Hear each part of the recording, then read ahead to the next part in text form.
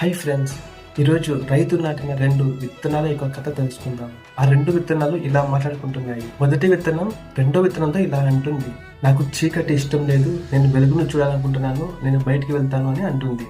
అప్పుడు రెండో విత్తనం ఇలా అంటుంది, నువ్వు బయటికి వెళ్ళొద్దు, బయటికి వెళ్తే ఉండలేవు, బయట వర్షాలు గాలులు చాలా ప్రమాదాలు ఎదుర్కోవాల్సి వస్తుంది అని అంటుంది.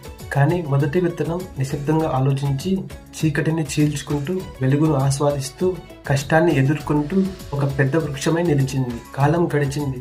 ఈరోజు ఆ చెట్టు పెద్ద వృక్షమై నిలిచింది. ఆ చెట్టు నీడలో పిల్లలు ఆడుకుంటున్నారు, ప్రయాణికులు విశ్రాంతి తీసుకుంటున్నారు, పక్షులు గూళ్ళు కట్టుకుంటున్నాయి, మనుషులు శ్వాసించే గాలిని కూడా అది ఇస్తుంది. కానీ రెండో విత్తనం బయట ప్రమాదం ఉంటుంది అని, అక్కడే సేఫ్ గా ఉంటుంది అనుకుంది. కాలం గడిచింది.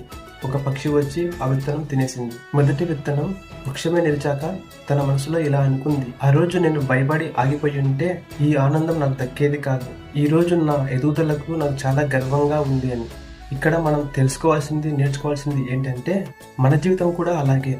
కష్టాలు వచ్చినప్పుడు భయంతో అక్కడే ఆగిపోకూడదు. ధైర్యంగా ముందడుగు వేసి ఎదగాలి.